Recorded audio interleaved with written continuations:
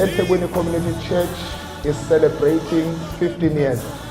So this year we are going to have our Passover starting on the 9th in the normal place that we always meet at, which is Gugu Dlamini Park, or you call it Central Park.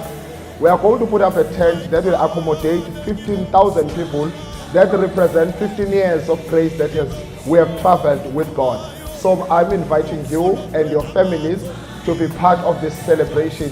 It's in April, starting on the 9th, and we invite all of you to come and do with us. I want to welcome you, all of you, in the 2020 celebration of the Passover. God bless you. Hallelujah. Hallelujah. Aye.